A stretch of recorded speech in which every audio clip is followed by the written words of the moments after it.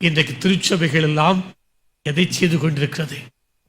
11 சீசைகள் உலகமெங்கும் போய் அநேக மக்களை ஆண்டவருக்கு ஆதாயப்படுத்தினார்கள். இன்றைக்கு ஒரு கிராமத்துக்கு 11 திருச்சபை இருக்கிறது, ஒரு நகரத்துக்கு 110 திருச்சபை இருக்கிறது.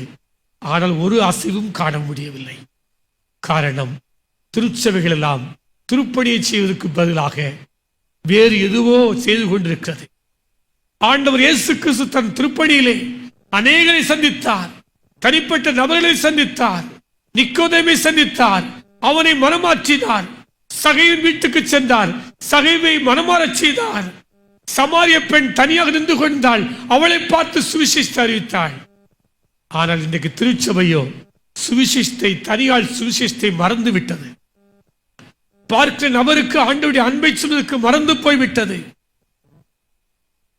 கர்த்தருடைய பணியை செய்யவிட்டால் எனக்கு ஐயோ என்று சொல்வதை மறந்து போய்விட்டது. திருச்சபை எல்லாம் இன்றைக்கு திருப்தி அடைவது எங்கு தெரியுமா? மிஷனரிகளுக்காக கொடுப்பதில் மாத்திரம்தான். இதோடு என் கடமை முடிந்து போய்விட்டது. மிஷனரிகளுக்கு என்று கொடுத்து விட்டால் என்னுடைய கடமை முடிந்து போய்விட்டது. சப்போர்ட்டராக இருப்பேன், ஆனால் நான் ஒரு நாளும் மிஷனரி பணியை செய்ய மாட்டேன். என் அருகாமையில் வீட்டிலுடன் சண்டை போட்டுக் கொண்டு இருப்பேன். ஒரு நாளும் அவளுக்கு சாட்சியை வாழ மாட்டேன்.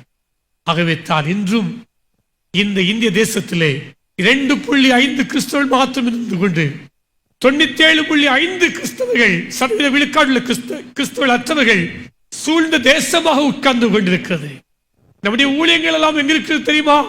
இந்த 2.5 கிறிஸ்தவர்களுக்கு மாத்திரம் செய்து கொண்டே இருக்கிறோம். 97.5 கிறிஸ்தவர்களுக்கு செய்வதற்காக எந்த கிறிஸ்தவர்களும் முயற்சிப்பதில்லை. ஒருவேளை ஆண்டவரை அறியாத மக்களாக இருந்து கொண்டு கிறிஸ்துவை ஏற்றுக்கொண்டு ஊழியம் செய்வதற்காக வருகிறவர்கள் கூட கிறிஸ்துவை அறியாதவர்களுக்கு செல்வதில்லை, கிறிஸ்தவர்களுக்கு மத்தியிலேயே ஊழியத்துக்கு வருகிறார்கள்.